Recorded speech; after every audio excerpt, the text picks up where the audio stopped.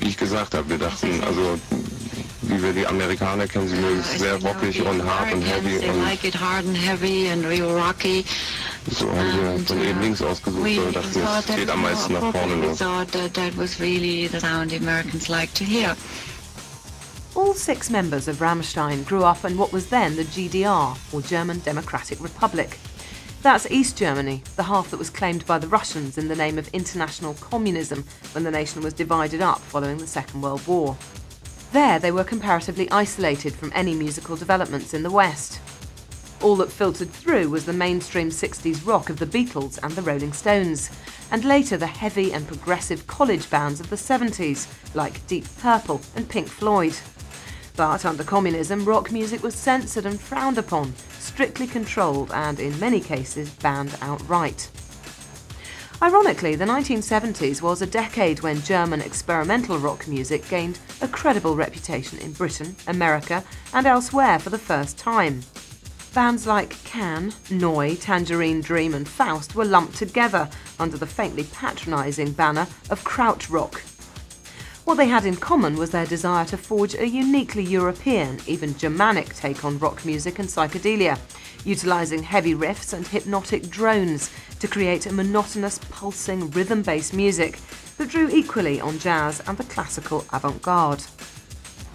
One of the most successful bands to emerge from this era was Kraftwerk, who gradually developed their own machine music sound, dispensing with organic instruments altogether in favour of drum machines and synthesizers.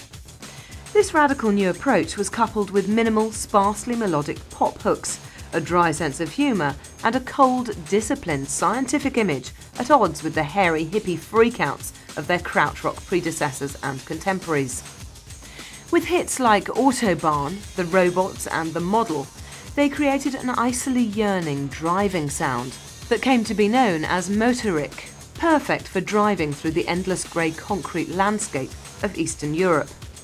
This was the sound that was to inspire David Bowie's 1975 LP Station to Station, the album that introduced the thin white Duke as Bowie's latest alter ego, an absurdly alienated quasi-fascist romantic throwing darts in lovers' eyes.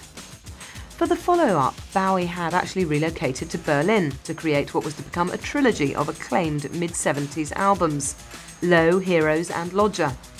Recorded at Hansa Studios in the shadow of the Berlin Wall with producer Brian Eno, their edgy, unnerving white funk workouts, bleak, windswept instrumentals and vast, desperate anthems full of space and light were to be among Bowie's most influential creations. In the mid-80s, bands as diverse as Depeche Mode and Nick Cave and the Bad Seeds also moved to Berlin, their common ground being an obsession with darkness and deviancy. Depeche Mode in particular were to be a huge influence on European music in the coming decade, drawing as they did on Kraftwerk's synthesizer heritage, fusing it increasingly with heavy rock and Bowie's fraught existential anthems. While all this may be seen to be naturally paving the ground for the emergence of Rammstein, its future members were at the same time entirely unaware of these developments. Vocalist Till Lindemann was born in Leipzig on the 4th of January 1963, the eldest member of the band. Guitarist Paul Landers, drummer Christoph Schneider, and keyboard player Christian Lorenz were all born in Berlin in 1966, while guitarist Richard Z. Crucible was born in Wittenberg in 1967. The youngest, bass player Oliver Riedel, came into the world on the 11th of April 1971 in Schwerin.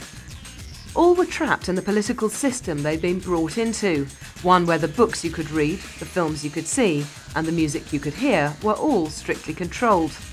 Yet all had one thing in common: the desire to make music. Lindemann, Crucible and Riedel all gravitated to East Berlin, which was relatively cosmopolitan and the most open to Western influences. All 6 worked in various factories or firms as employment was compulsory. They were not able to sign on or drop out as in the West, in order to concentrate full-time on music. Only college graduates were allowed to make a living as full-time professional musicians. Flake Lorenz's experience was typical. He left school to take a technical course in order to work as a toolmaker in a factory. Every night when he finished work, he would go straight to rehearse with his band. Then he would go home to sleep, and the next day he would start all over again. That band was Feeling B, where he played alongside Paul Landers, who was then working as a stoker in a library. Landers was also in Die Firma with drummer Christoph Schneider. Richard Crucible, meanwhile, was playing guitar in a group called Orgasm Death Gimmick, while former youth swimming champion Till Lindemann was drumming in First Arsch. All these bands were part of a semi-legal underground network of shadowy rehearsal rooms, one-off squat venues and badly recorded cassette albums. In the GDR, amateur bands had no right to exist. Yet, as Flake points out, in many ways it was easy to live under communism. Food was cheap, rent was cheap, and so long as you had a certificate of employment, even a fake one, you were left in peace. For the amateur musicians of East Berlin, this was their life, and they assumed it would go on like this forever. But at the beginning of the 1990s, everything was about to change.